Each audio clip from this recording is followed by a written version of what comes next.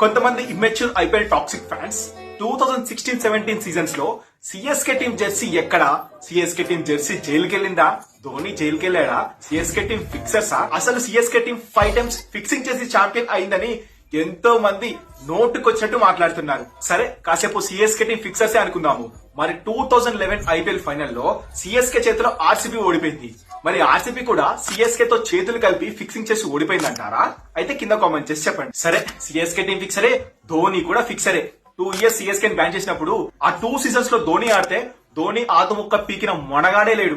ఒకటి బాగా గుర్తుంచుకో, ఒక టీమ్ లోని అఫీషియల్ బెట్టింగ్ చేస్తే ఎంటైర్ టీమ్ ప్లేయర్స్ మేనేజ్మెంట్ మొత్తాన్ని ఫిక్సర్స్ అనడం అది కరెక్ట్ కాదు. అలా అయితే ఆర్సీబీ మాజీ ఓనర్ అయిన విజయ్ మాల్యా 9,000 కోట్ల రూపాయలు బ్యాంకులోకి ఎగ్గొట్టి విదేశాలకు పారిపోయారు. అలా అయితే ఆర్సీబీలోని టీమ్ ప్లేయర్స్ కూడా, ఆర్సీబీ మేనేజ్మెంట్ కూడా అందరూ ఫ్రాడేనా? కాదు కదా. ఇప్పటికి కూడా కొంతమంది ఇమ్మెచ్యూర్ ఫ్యాన్స్ ఇంకా వాదిస్తూనే ఉంటారు. సో వాళ్ళకి నలుగురిలో మాట్లాడి పరువు పోగొట్టుకోవద్దని ఈ వీడియోని షేర్ చేసి చెప్పండి.